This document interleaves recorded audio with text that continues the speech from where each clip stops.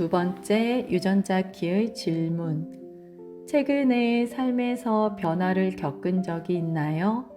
그 변화를 받아들이는 과정에서 어떤 어려움이 있었나요? 그 변화를 신뢰하고 순응하기로 마음먹으면 어떤 긍정적인 결과가 있을까요?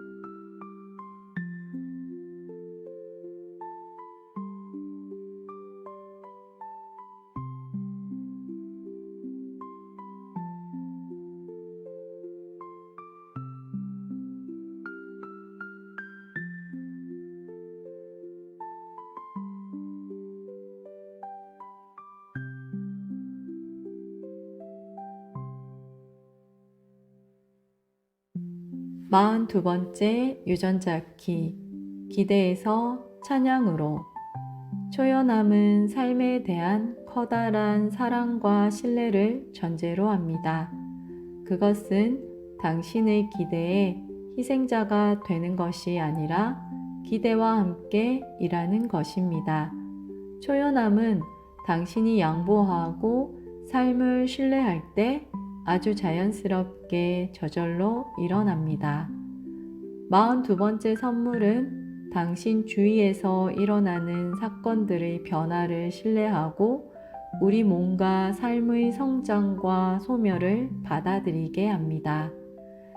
이 선물은 삶을 일련의 이야기로 또는 복합하게 얽힌 테피스트리로 봅니다.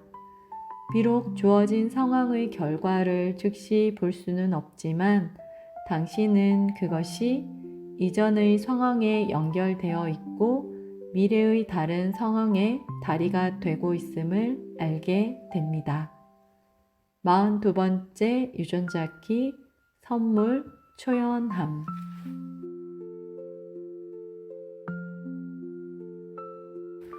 안녕하세요. 오늘은 42번째 유전자 키 5번 라인의 날 카드뉴스로 인사드리는 아인입니다. 봄 햇살이 따사로이 비쳐 저는 때때로 햇살을 쬐고 봄꽃을 보며 힐링이 되는 날들을 보내고 있습니다. 아무런 조건 없이 자연이 주는 자연스러운 아름다움과 무조건적인 사랑이 참 고맙습니다. 42번째 키 주간에 여러분들은 어떻게 지내고 계신가요? 내 삶은 어디로 흘러가고 있는가? 나의 앞날은 어떻게 될까 등으로 고민하거나 내가 이렇게 하고 있으니 곧 그렇게 되겠지라며 기대하고 계시지는 않으신가요? 저는 이런 고민들로 제 자신을 괴롭히고 삶이라는 게 참 힘들구나 하는 생각을 제법 해본 적이 있었어요. 그리고 기대한 만큼 되지 않았을 때 실망의 구렁텅이 속에서 실패감과 무력감에 빠지기도 했고요. 이렇게 삶의 무게를 만났을 때 요즘은 그 생각들에 깊게 빠져 감정적인 동요로 이어지기 전에 알아차리게 되면 지금 내가 할 수 있는 것에 좀 더 집중하면서 보낼 때도 있고 뭔가 이상한 느낌은 있지만 알아차리지 못하고 지나치다가 뒤늦게 알아차려져 아, 그랬었네 라며 갑자기 지나간 부분들이 떠오르기도 하고요. 삶에서 여전히 부대끼고 답답한 부분들을 만나기도 하는데 어느 날 문득 그냥 이 모든 게 삶이고 지금의 나는 몸을 가진 채 내가 바라보는 삶의 관점, 삶에 대한 시야를 넓혀가고 있는 중이구나. 그런 경험을 하러 왔구나 하는 생각이 들었어요. 이런 생각이 드니 내 삶에 무엇이 오더라도 만나봐야 하지 않겠나 하는 호기심이 생기더라고요. 저는 초등교사라 4년마다 학교를 옮기는데 올 3월에 근무지를 옮겼습니다. 새로운 학교까지 이동거리가 좀 멀고 제가 희망하고 기대했던 근무지가 아니라서 처음에는 다소 불만스럽고 실망스러웠습니다. 그런데 변화된 환경 속에서 새롭게 알아가고 익숙하지 않은 것들을 적응해가는 과정들 속에서 시행착오도 있었지만 오히려 재미있는 부분들도 많고 이런 변화 자체를 제가 참 즐긴다는 것도 알게 되었어요. 근무지를 옮기고 그 환경 속에서 흘러가는 제 내면을 살펴보면서 삶이라는 게 고정될 수 없다는 것, 고정되지 않기에 다양한 상황과 변수들이 생길 수 있다는 것을 체감해 볼 수 있었어요. 그러니 제게 다가오는 것들을 대할 때 좀 더 여유와 공간이 생기고 제가 가지고 있던 틀들의 견고함과 단단함이 자각되면서 제 삶에서 만나는 것들을 그동안 참 많이도 방어하고 뾰족하게 주시하고 있었다는 것을 알게 되었어요. 예측이 안 되는 상황과 뭔가를 기대하다가 실망하는 상황들을 만날 수 있다는 막연한 두려움 때문에요. 사실 그건 제가 만들어낸 망상일 뿐인데 말이죠. 저는 42번째 키를 묵상하고 변화에 대한 질문 속에 머물면서 흘러가는 물이 떠올랐어요. 흐르는 물처럼 흘러가는 대로 나를 놓아두고 열어두고 다가오는 것들을 유연하게 대하면서 그렇게 흘러감이라는 단순함 속에서의 수용, 그것이 삶을 신뢰하고 나아가는 것이 아닐까 하는 생각이 들었어요.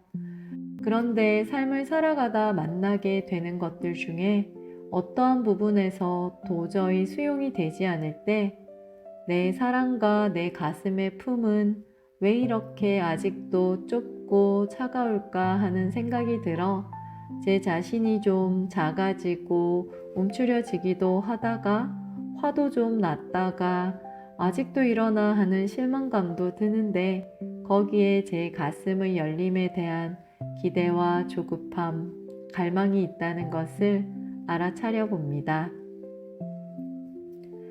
이 카드 뉴스를 준비하면서 영화 흐르는 강물처럼을 다시 보았어요.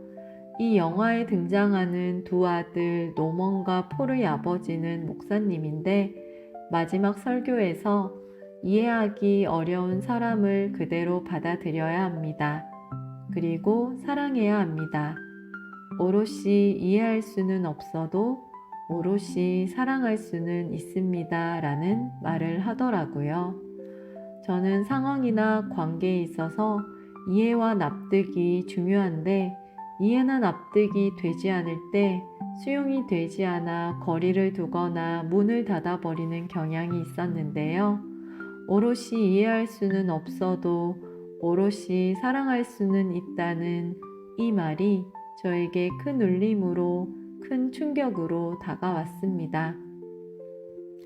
그렇지만 이 글을 쓰면서 또 한편에선 느리더라도 느린 흐름으로라도 흘러가고 있음을 조금씩 제 가슴은 움직이고 있음을 느끼고 있기도 해요.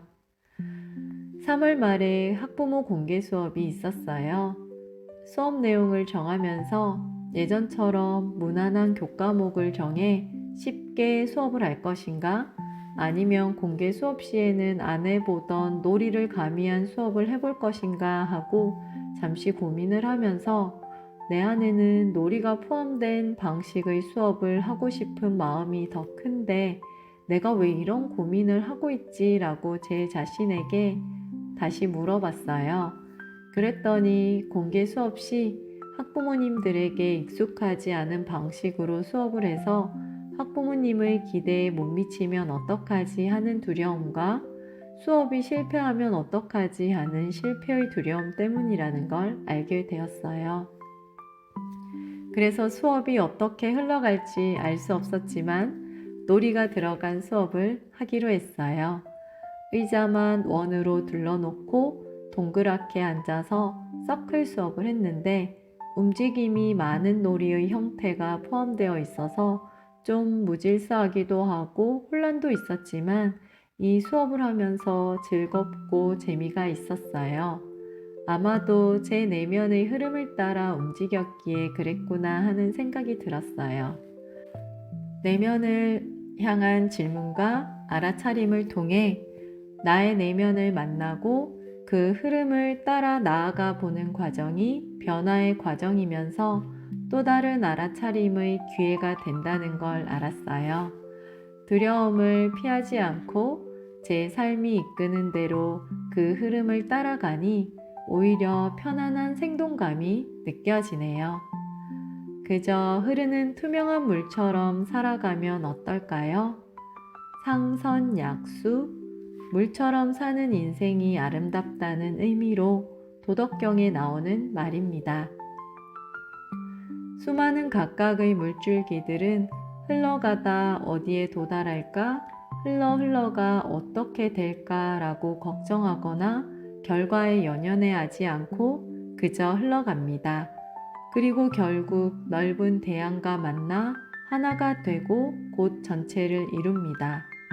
물처럼 세상을 향한 변화의 흐름을 타고 어떠한 판단이나 왜곡됨 없이 만나는 것들을 수용하며 자연스럽게 흘러가는 투명하고 진실된 물의 태도를 배워봅니다.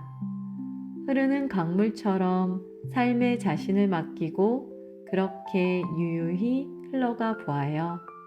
그 흘러감 속에서 만나는 삶과 죽음의 모든 순간을 찬양합니다.